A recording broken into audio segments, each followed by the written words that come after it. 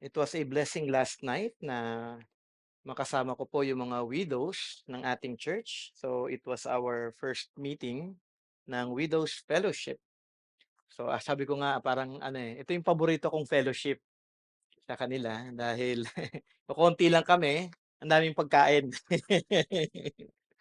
Joking aside, it was a blessing to be with them and then short study lang po kami about ano nga ba yung sinabi ng Panginoon about widows. So I'm there to encourage them. Siguro in time, dadaanan din natin yon para at least yung buong church magkaroon po ng understanding kung ano nga po ba yung dapat na relasyon natin at kung ano nga ba yung dapat na pakikitungo natin as believers in Christ sa mga widows po ng ating church. So it was a blessing to be with them last night. Medyo sabi nga namin aagahan na namin next time dahil natapos na yata kami 9:30, tama ba 9:30 na 'no?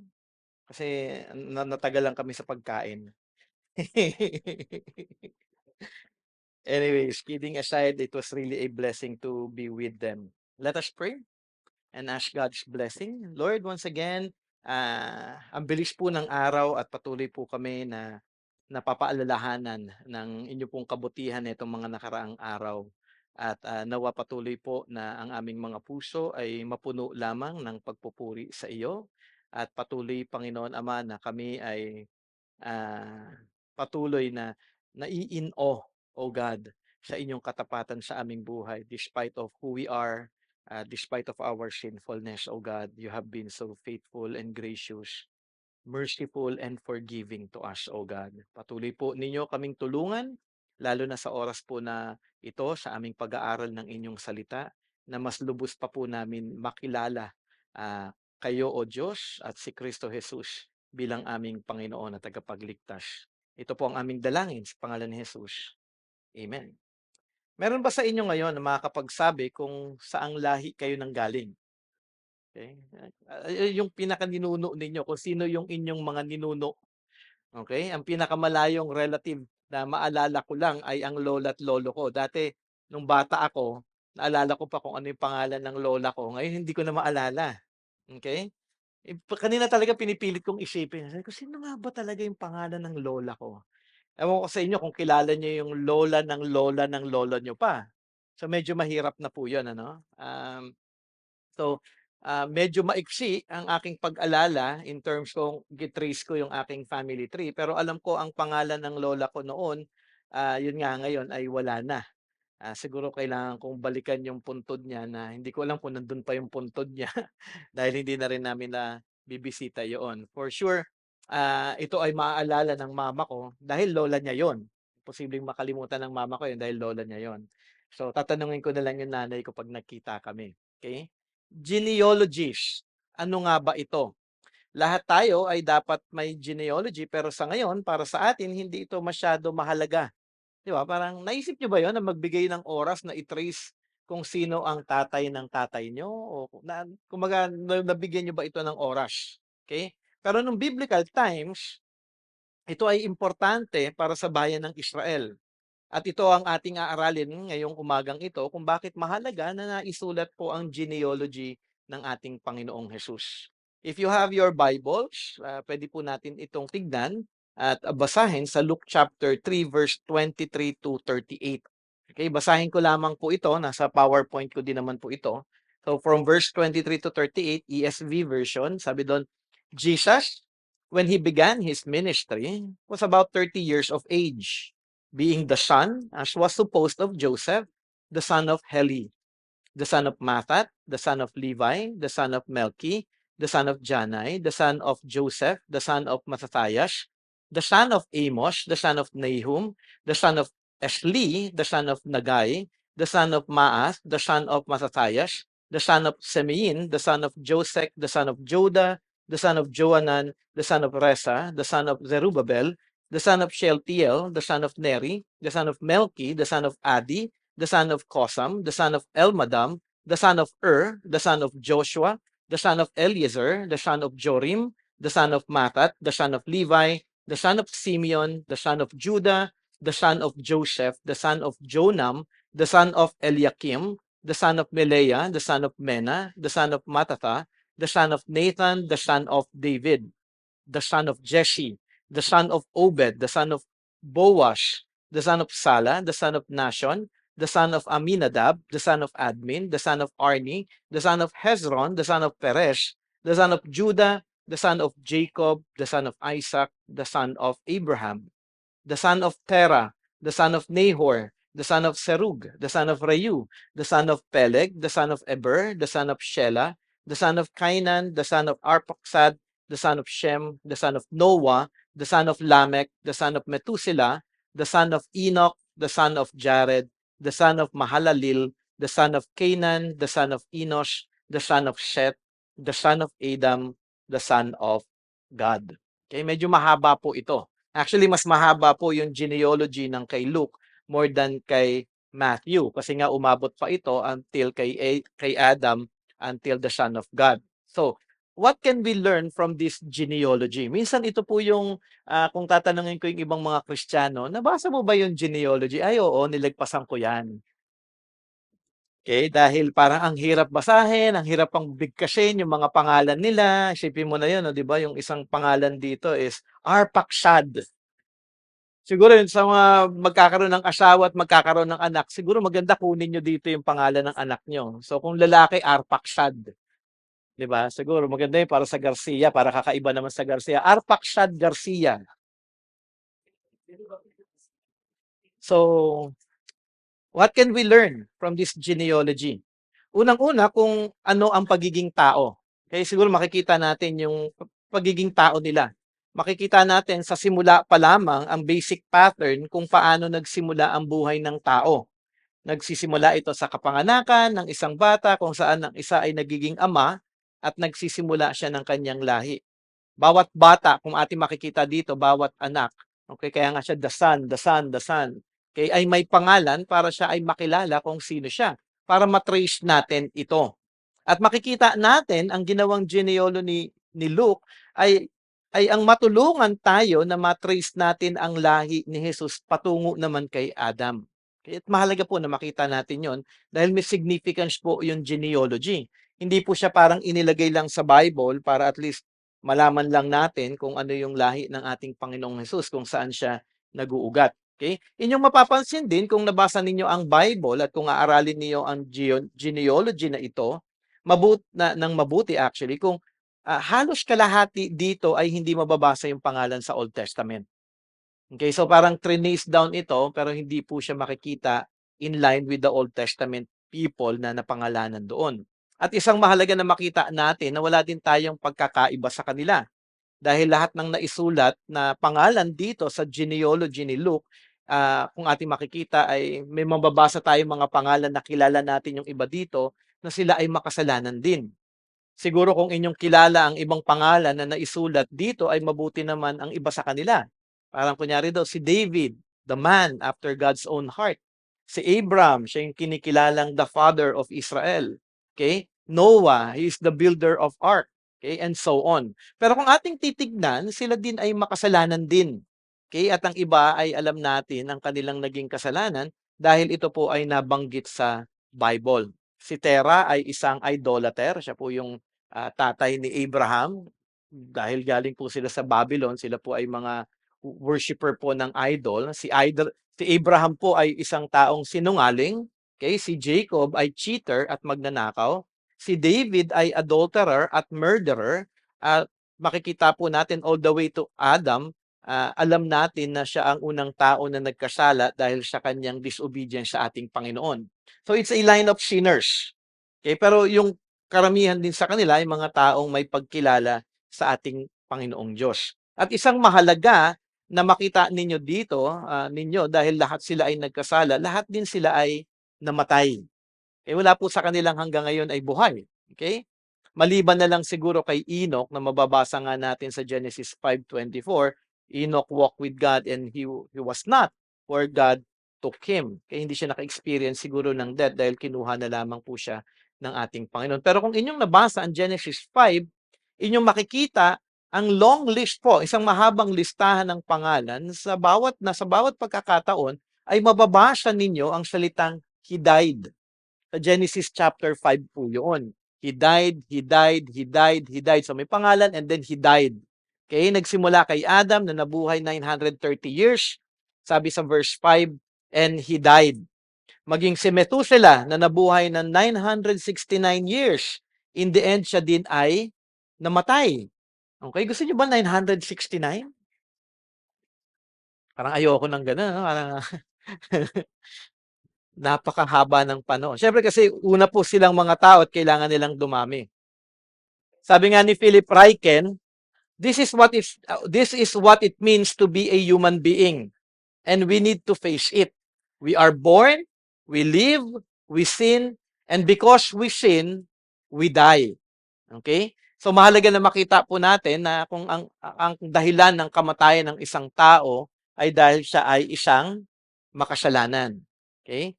Tunay man ang katotohanan na ang tao ay mamamatay din, pero sa genealogy na ito, ating makikita pa rin ang katapatan ng ating Diyos sa pagtupad niya ng kanyang pangako.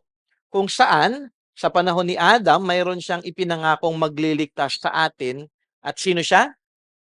Si Jesus. Okay? From Genesis chapter 3 pa lamang, may ibinigay ng pangako. Although nagkasala siya, alam niyang mamamatay na rin siya, pero may kasama itong pangako na magliligtas. Okay? Despite of the sinfulness of man, may promise ang ating Panginoong Diyos sa atin. Sabi nga sa Genesis 3:15, I will put enmity between you and the woman, between your offspring and her. He shall bruise your head, and you shall bruise his heel. Ito yung kausap niya yung serpent at that time. Kaya naman ating makikita, ilang lahi, ilang taon man ang lumipas sa haba ng mga taong nabanggit sa genealogy na ating nabasa, ang dahilan nito ay upang ating makita ang katapatan ng ating Diyos sa kanyang pangako sa atin ng kaligtasan na hatid ng kanyang tanging pinakamamahal na anak na si Kristo Jesus. At mahalaga po yun. Okay? For all those long years, napakatagal po noon, pero makikita natin na ang Diyos hindi po siya in any way na hindi tumupad sa kanyang pangako. So, tingnan din po natin, at ito po ay kukunin ko po kay John MacArthur sa kanyang commentary. Ano nga po ba yung importance ng genealogy for Israel? Okay, sa pag-aaral na ito, wala tayong in some way outline. So, aralin lang po natin kung ano po yung mga bagay na mahalaga na makita natin. Pero sabi po ni John MacArthur, meron po siyang 6 na mahalagang katotohanan patungkol po sa genealogy sa bayan ng Israel. First, basahin ko lamang po ito. First, ancestry determined the original division of the land of Canaan among the 12 tribes. So, kailangan yung genealogy para ma-divide po yung land, para malaman kung kanino ito ibibigay at para yun sa division ng land na ito. Second, ancestry also established the right of inheritance to property and all that went with it. Okay, servants, crops, and building. So, ini-establish yung right nila of inheritance. Third, ancestry formed the basis of the principle of kinsman's redemption. If a poor man was forced to sell his property, one of his near relatives was to purchase it. Katulad nung nangyari kay Ruth. Okay? So, ang pinaka naging malapit na kinsman redeemer ay si Boaz. Okay? So, trinace nila, inalam nila kung kaninong lahi nga ba yung kanyang lahi nung sa asawa ni Naomi. Okay? So, pang-apat, fourth, ancestry played a role in taxation. Thus, Joseph and Mary had to return to Joseph's ancestral city of Bethlehem to register for census. So, bahagi po yun. So, kung ikaw ay ito yung lahi mo, kailangan mong bumalik for registration. Okay? Fifth, ancestry determined one's eligibility eligibility to serve as a priest. Okay, nagbibinata na ako. And last, okay, and most important, any claim to be king or Messiah would have to be backed up by the genealogical records. Alam natin na ang darating na Messiah ay manggagaling kaninong lahi? Sa lahi ni David. Okay, from David. Kaya kailangan ma-trace siya. Teka lang, siya ba yung ipinangako na magiging anak ni David na magiging hari forever? Okay, kaya naman ipinakita sa atin ni Luke, maging ni Matthew, na siya nga, ang ating Panginoong Jesus ay nasa linya ni David. Okay? Medyo halfway na kagad ako. Mukhang maaga tayo matatapos ngayon. Okay. Whose genealogy is it anyway? Okay, kasi maiksi lang po talaga ito. Aralin lang natin yung genealogy. Kung inyong nabasa na ang Gospel of Matthew, inyong mababasa ang genealogy ni Jesus sa simula pa lamang ng Gospel niya. Okay, nasa Matthew 1. Simulang-simula pa lang ng Matthew chapter 1, makikita nyo na kagad, mababasa nyo na kagad yung genealogy. Okay? At mababasa ito from Matthew chapter 1, verse 1 to 16. Si Luke naman, ating makikita na ang simula niya ay ang pag-build up ng story ni Jesus at ibinigay niya ang genealogy bago si Jesus magsimula naman ng kanyang ministry. So magkaiba siya. So si Matthew, bago ipanganak si Jesus, genealogy. Si Luke naman, pinakita niya yung buong kapanganakan pa nga ni John the Baptist, kapanganakan ni Mary, okay, and everything after that, pati yung baptism ni Jesus Christ bago niya ngayon ipresenta yung genealogy ni Jesus para kilalanin na bago siya magsimula, ito yung ipinangakong Misaya. Inyo siyang panampalatayanan at paniwalaan. Okay? Kaya nga ating nabasa kanina, sabi sa Luke chapter 3 verse 23, Jesus, when he began his ministry, was about 30 years of age, being the son, as was supposed of Joseph, the son of Heli. So, makikita natin yung introduction ng genealogy niya dito dahil mag-start na ng ministry ang ating Panginoon. So, sa pagpasok ni Jesus sa ministry, kung saan kanyang sisimulan ang pagtawag sa taong makasalanan para sa kaligtasan na kanyang hatid. Ito po yung kanyang pasimula. At bago niya ito gawin, mahalaga na makita natin si Jesus kung sino siya at kung bakit niya ginawa ang lahat ng kanyang ginawa. Ginawa ni Jesus ang lahat sa kanyang buhay dahil siya ang Mesaya at dahil siya ay ang anak ng ating Panginoong Diyos. So, para makilala kung sino siya, para makita natin kung bakit niya ginawa ang lahat ng ito, dahil siya yung Mesaya na ipinangako ng Diyos. At ito ang isang kagandahan ng approach ni Luke sa kanyang gospel. Kung ating titignan din, mahalaga din sa punto na ito kung bakit niya ini-start yung genealogy. Kung inyo pong maaalala, anong verse yung huli nating tinignan? Sa verse 22. Okay, ano yung sabi sa verse 22? Ito po yung baptism ni Jesus. And the Holy Spirit descended on him in bodily form like a dove, and a voice came from heaven. At mahalaga po ito. Sabi doon, you are my beloved son, with you I am well pleased. Okay? Itinuro ni Luke dito ang pagiging Diyos ni Jesus. Di ba naaral natin yung last Sunday? Yung kanyang deity, yung kanyang pagiging Diyos. Na si Jesus ay fully divine dahil siya ay eternal Son of God. Eternal, beloved Son of God. At pagkatapos ngayon ng verse 22, syempre ang susunod ay verse 23. Okay? Up to 38, itong isang mahabang chunk po na ito, kung saan naman ipinapakita ni Luke sa atin sa pamamagitan ng genealogy ni Jesus na siya din ay tao. Okay? So, may divinity na ipinakita dun sa verse 22 and then verse 23, humanity ni Jesus Christ. Okay? Jesus is also fully human. Verse 22, Jesus is the Son of God, fully God. And then verse 23, Jesus is fully human. Sabi nga ni Henry Boardman, and I quote, one of the ways that Luke affirmed this great truth was by giving the human genealogy of Jesus Christ going all the way back to Adam. This proved his true humanity. Jesus Christ was born into our race as a man among men. At napakahalaga po ng katotohanan na ito. Si Jesus ay Diyos at naging tao. Tunay na Diyos at tunay na tao. Okay? Kasi importante po, until now, di ba? Importante na makita natin yon, the divinity and the humanity of Christ. Kasi marami pong mga religion pa rin na dinideny ang ating Panginoong Jesus na siya ay Diyos. Okay, may iba naman na dinideny yung kanyang pagiging tao. Okay? So mahalaga po itong dalawang doktrina na ito para sa atin pong mga mananampalataya. Okay? Bakit si Jesus naging tao? Ito po ay para mailigtas niya ang taong makasalanan. At tayong lahat ay makasalanan. At ang tanging pag-asa nating lahat ay ang ating Panginoong Jesus lamang. So ating balikan ang katanungan na whose genealogy is it anyway? Okay, kanino nga ba genealogy ito? Tingnan po natin at ikukumpara po natin ngayon ito sa genealogy ni Matthew. Okay, Matthew's genealogy.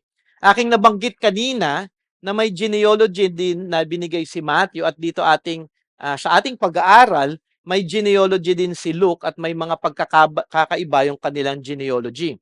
Ang theme ng Matthew ay ang pag-present kay Jesus bilang ipinangakong hari na darating.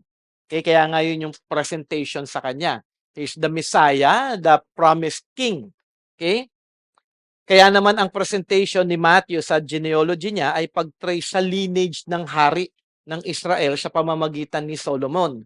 Kaya makikita natin ito, David tapos Solomon. Okay? Matthew chapter 1 verse 6 sabi nga doon, and Jesse the father of David the king, and David was the father of Solomon by the wife of Uriah. And then go on and so on until the time na dumating kay Joseph, the husband of Mary.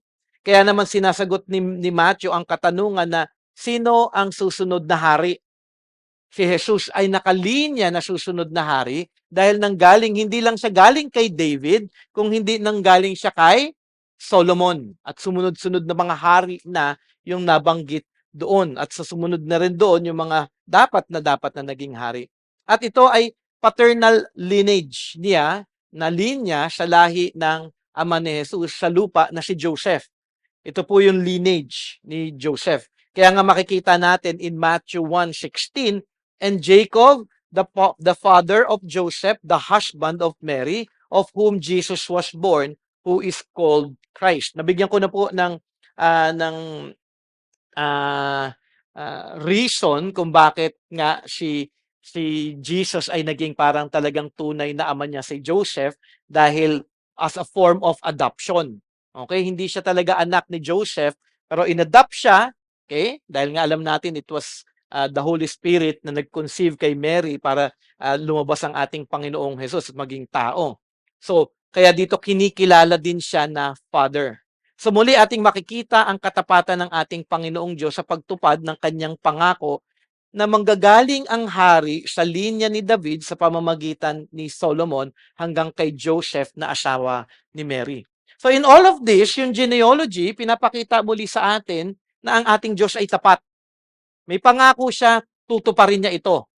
At napakahalaga na makita natin yung paulit-ulit sa ating buhay, na marinig, mabasa natin sa kanyang salita, na ang Diyos ay hindi nagbabago at ang kanyang lahat ng kanyang pangako ay kanyang tutuparin. Tignan din po natin yung genealogy ng kay Luke. Okay? Ang theme naman ng Gospel of Luke is Jesus sino may nakakaalala? The Son of Man. Okay, yun yung theme ng kay Luke. Kaya makikita natin dito, ang tuon ni Luke ay ipresenta o ipresent si Jesus na siya ay tao at but the same time Diyos. Is the Son of Man. Okay? Inilahad ni Luke naman dito ang genealogy ni Mary. So kay Matthew, genealogy ni Joseph. Kay Luke, ang genealogy ni Mary. Mainly dahil nakausap ni Luke, okay, na-interview ni Luke si Mary, at siguro with that interview, no, nakausap niya ito, kaya nga makikita natin na yung detail ng kapanganakan ng kay Jesus Christ, kay Mary, detalyado ito. Maging ngayon sa genealogy, maaring napag-usapan din nila ito, kaya meron siyang access sa genealogy ni Mary. So ang genealogy ni Luke ay maternal. Okay? Tinitrace nito ang family line sa anak ni David naman na si Nathan, hindi kay Solomon. Okay? Sabi sa Luke 3 verse 31 to 32, the son of Melea, the son of Mena, the son of Mathatha, the son of Nathan, the son of David, the son of Jesse, the son of Obed. So pabaliktad po siya. Okay, the son of Boaz, the son of Salah, the son of Nashon. So, kung saan lalabas dito ay parang malayong cousin ni Mary si Joseph. Magpinsan sila. Okay, pero hindi katulad ng iniisip ninyo na maaring ito ay anong tawag doon? Incest. Hindi po. Okay, malayo pong itong malayo niya na itong cousin. Okay? Hindi lamang 'yon, si Jesus ay may double claim ngayon ng trono ni David. Dahil bilang anak din actually si Nathan ni David, dapat Puwede din siyang napiling hari, pero hindi siya nga napili na maging hari na kasunod. Pero makikita natin may double claim for the throne of David. Sabi nga ni Philip Ryken, he was the true king of Israel both by legal succession and by blood. Ang galing, di ba? Ito si Jesus, nasa lahi ni Joseph, nasa lahi ni Mary, na siya ay tunay na karapat-dapat na maging hari. Okay, dahil nga ito yung ipinangako ng ating Panginoong Diyos. Maaring napansin din ninyo na hindi nabanggit ang pangalan ni Mary. Okay? Si Joseph supposa, sabi nga sa Luke, sa genealogy ni Luke, kaya nga sabi sa verse 23, Jesus when he began his ministry was about 30 years of age, being the son as was supposed of Joseph. So dito maging si Luke sinasabi niya dahil alam naman natin na hindi siya naging anak talaga ni Joseph. Okay, dahil nga through the Holy Spirit ito. Tapos binanggit the son of Heli. Okay? Then sabi ni Luke, sabi nga, son of Heli, kaninong ama ngayon si Heli? Hindi, syempre, hindi siya ama ni Joseph. Okay? Ama siya ni Mary. At sabi, at mahalaga po na makita natin ito, no? Sabi ni Philip Ryken sa kanyang commentary, thus, Luke could count on his readers to recognize that this was Mary's genealogy. If so, then Heli was Mary's father. Strangely enough, the Jewish Talmud confirms this by identifying her as Heli's daughter. Okay, so meron pong patunay, okay, na si Heli ay ang ama ni Mary. So ating makikita ang kagalingan actually ng pagkakasulat ng Bible, kung saan malinaw ang pagkakahayag ng kapanganakan ni Jesus at malinaw na ipresenta sa atin ni Luke at ni Matthew ang genealogy ni Jesus. So bigyan ko lang ng summary bago tayo magpatuloy in our last part. Okay? Si Matthew ay Luke ay nagbigay sa atin ng magkaibang genealogy, isa sa father's side at isa sa mother's side. Pareho man ang linya ni Jesus ay nanggagaling sa lahi ni David, pero magkaibang anak ni David. Kay Matthew, sa linya ng hari na si Solomon, kaya naman may legal right si Jesus na maging hari. Kay Luke naman ay sa anak ni David na si Nathan upang ihayag na siya na si Jesus naman ay tunay na tao, na naging tao upang tunay din na maging ating Redeemer. Okay? Ito ang genealogy ng ating Panginoong Jesus. Ang ipinangakong Messiah ay dumating na ayon din sa naging prophecy patungkol din sa kanya. So mahalaga na maintindihan po natin ito. Kaninong genealogy anong sinasabi ng genealogy ni Matthew?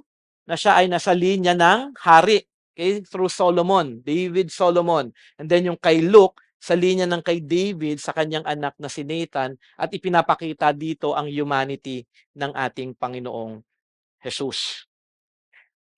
Okay. So, Jesus the Savior of all. Tignan po natin ito doon sa genealogy din na ating inaaral. At aking dalangin na naging clear po, naging malinaw sa inyo na si Jesus ay Diyos na si Jesus ay Diyos kung saan ang Diyos Ama ay nagsalita at hinayag kay Jesus at sa lahat ng saksi. Sabi nga, you are my beloved Son, with you I am well pleased. Malinaw din na si Jesus ay tunay na naging tao at sa genealogy ni Luke, na trace ang lahi ni Jesus hanggang kay Adam. Okay? Kasi makikita natin si Adam ay create ni God, create ng Diyos ang tao, at create ni God ang tao sa kanyang image. Okay? Kaya naman kakaiba ang pagtatapos ni Luke sa genealogy niya sa verse 38. Sabi doon, the son of Enos, the son of Seth, the son of Adam, the son of God. Hindi nyo maisip yun, ano? Parang the son of God. Bakit siya naging son? Created siya. Pero yun nga dahil ito ay family.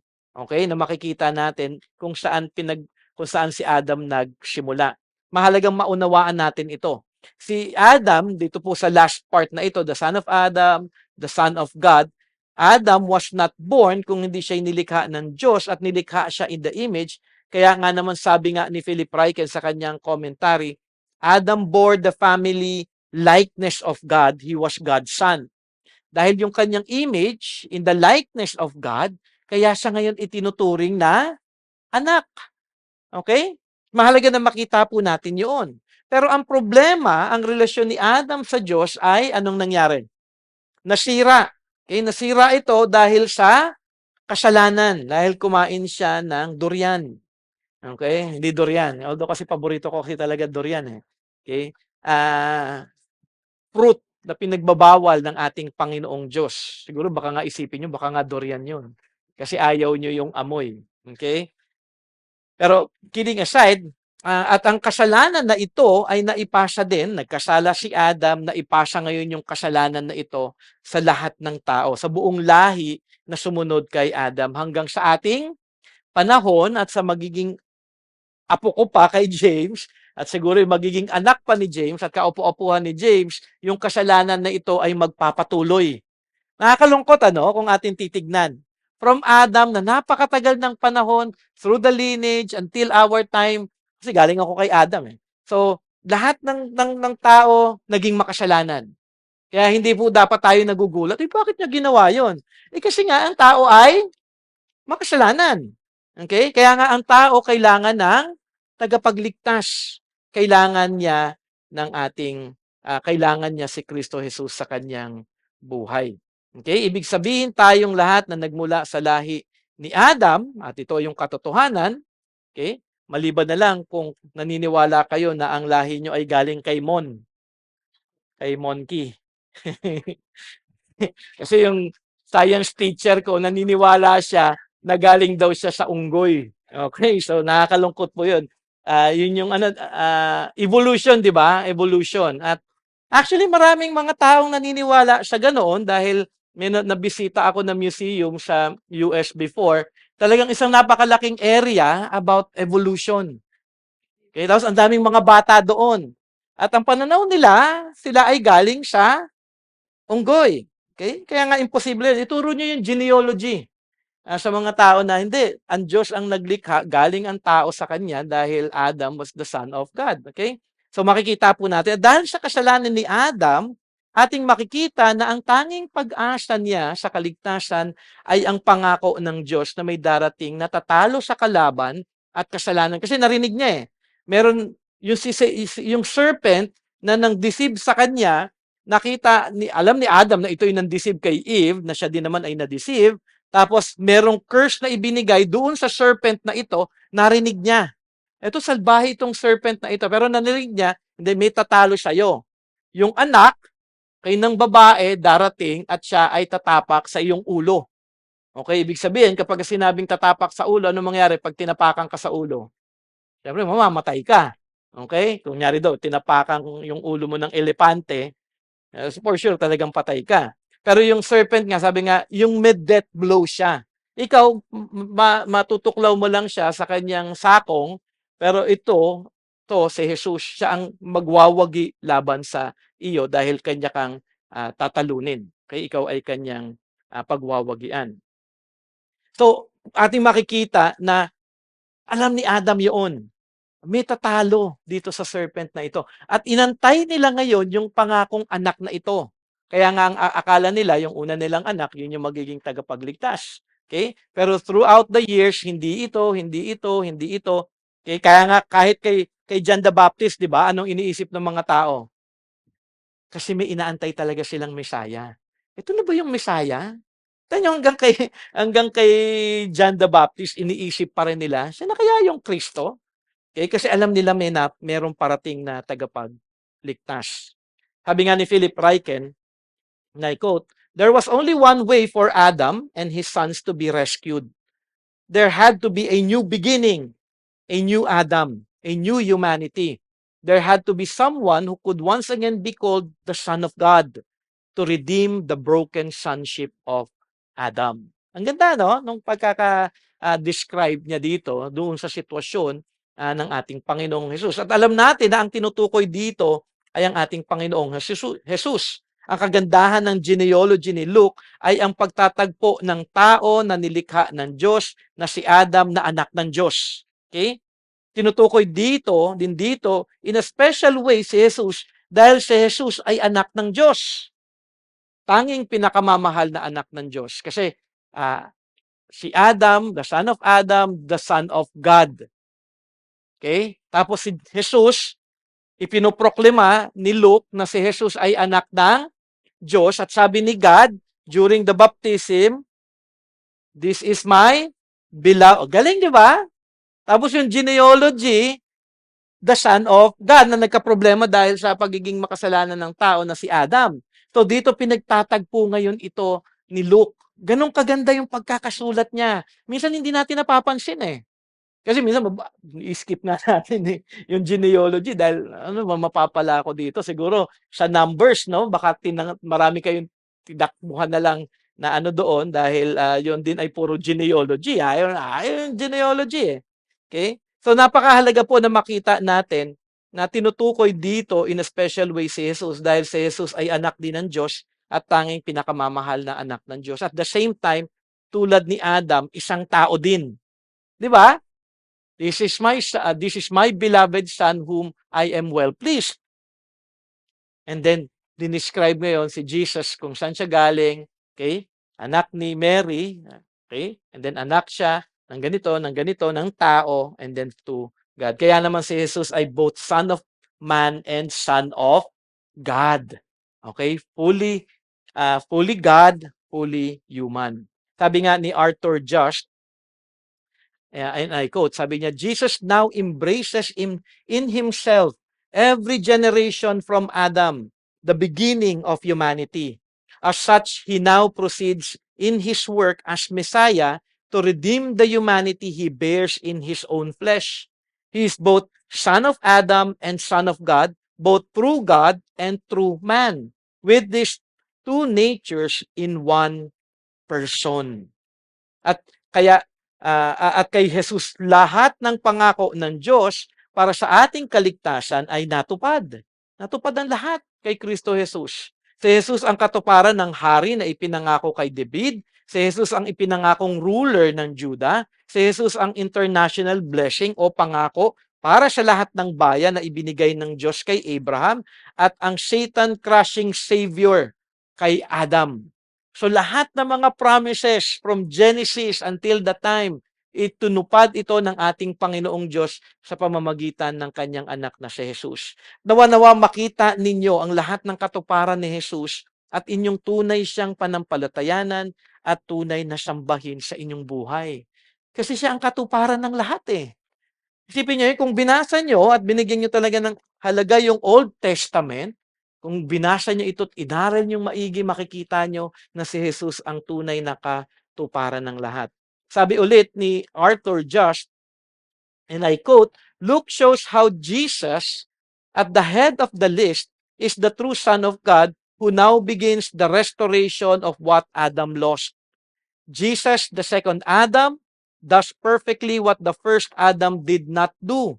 As the Son of God, Jesus will demonstrate complete obedience to the Father and faithfulness to the promises given to Abraham and David.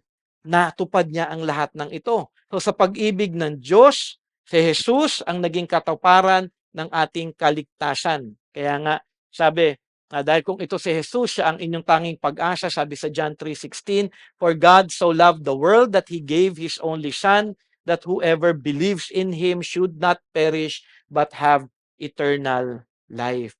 Si Jesus, ayon sa genealogy ni Matthew, ay ipinanganak na hari ng mga Hudyo para sa kaligtasan ng mga Hudyo.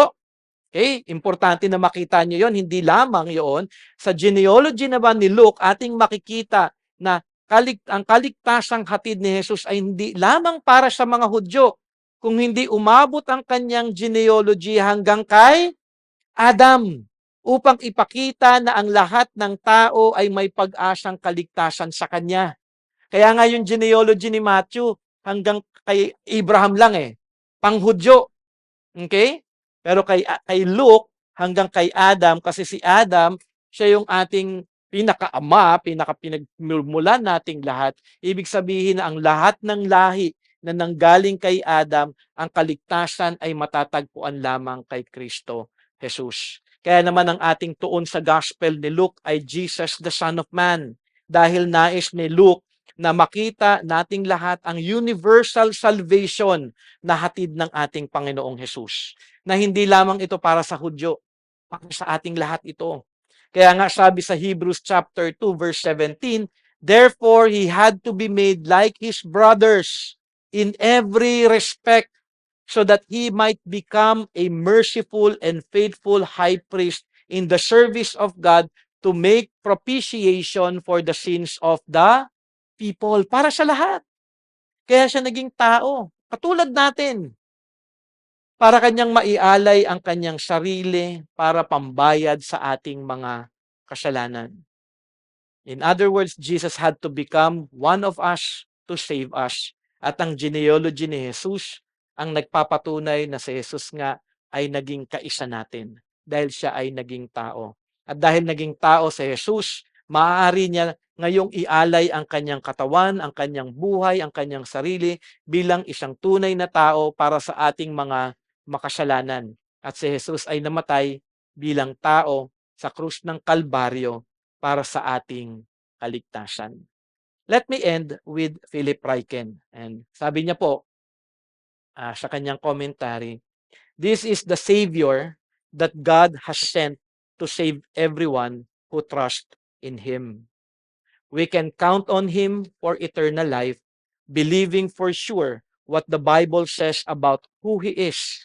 He is Jesus, the son of Heli, the son of David, the son of Judah, the son of Abraham, the son of Adam, the son of God. Let us pray.